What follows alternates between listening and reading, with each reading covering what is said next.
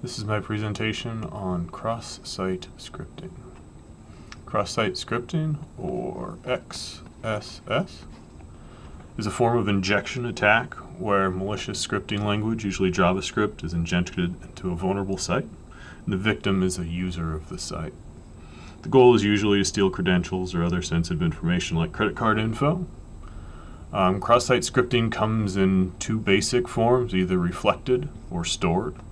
And reflected cross-site scripting attacks can generally be broken down into reflected server or reflected document object model.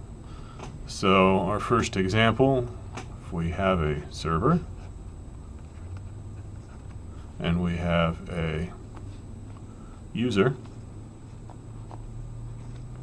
he's got a computer, his regular traffic goes to and from our web server application. If we have a malicious user and a computer, they can send a malicious link to our user. If that user is foolish enough to open it, the embedded JavaScript is sent to the server in like GET request. The response comes back to the user with some embedded JavaScript. That user's computer is going to run that script, and that information can then be sent back to our malicious user under the context of a secured and trusted site. This is a reflected attack. And we can go the other way around and do a stored attack. In a stored attack, the malicious JavaScript is sent from our malicious user to a vulnerable field in this web server. It gets stored there, and when our regular user contacts the site, that malicious JavaScript is sent back to the user. It's run in their machine, and their sensitive information can get sent back to our attacker.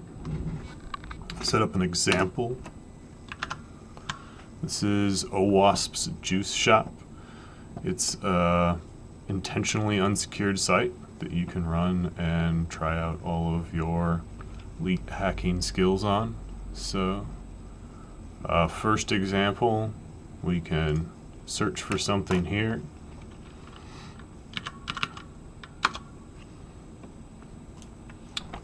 It shows us all results with XSS in the name, which I didn't expect to be all of them, but the important part is that it also shows us our search term up here, which means that information we sent to the server is getting sent back to us. So we can try throwing some HTML in there. Now it doesn't look right, but if we inspect this element, we can see that our HTML came back to us. If we try again with some JavaScript,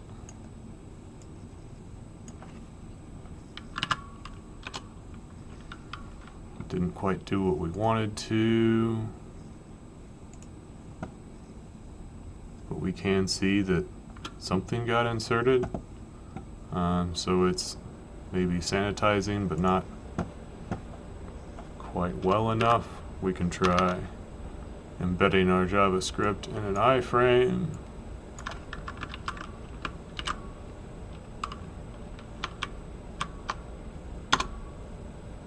And we've run our malicious JavaScript and gotten results.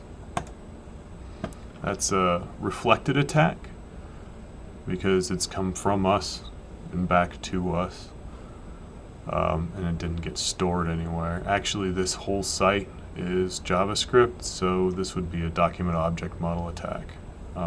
can't actually run a regular reflected attack on this site just because the way I have it hosted, it isn't vulnerable.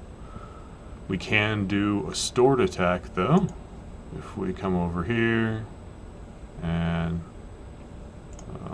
log that user out, let's make a new user, name at domain.com, super secure, and question middle. Now we have a user.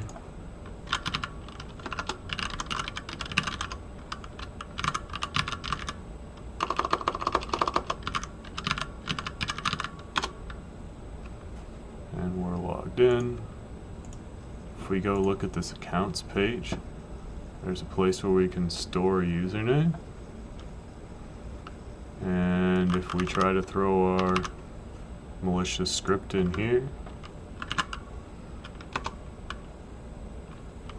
we see that part of it comes back, not all of it. So it's again trying to stop us from running anything we like, but not in a very sophisticated way.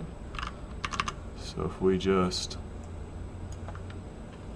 escape the sanitization, if that's a word.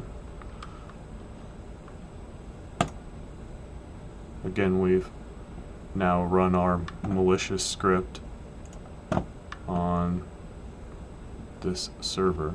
It's come back to a user, but in this case that's now stored in this user profile page. So any other user that came along, viewed that profile, when that piece of JavaScript comes back to their machine and they run it, it's going to do what we want them to. Here we've just used alerts, which isn't very malicious. It's not doing anything except getting in the way. But now that we know that we can run JavaScript, we could lambda a whole bunch more into that one expression, get it to send us our credentials so we can steal this user's login, access the site as the user. Maybe the user's an admin and we can get access to the rest of the site, or we could shove a whole form into there, tell them that they need to log in somewhere else, get their credit card information or anything else. That is the basics of cross-site scripting.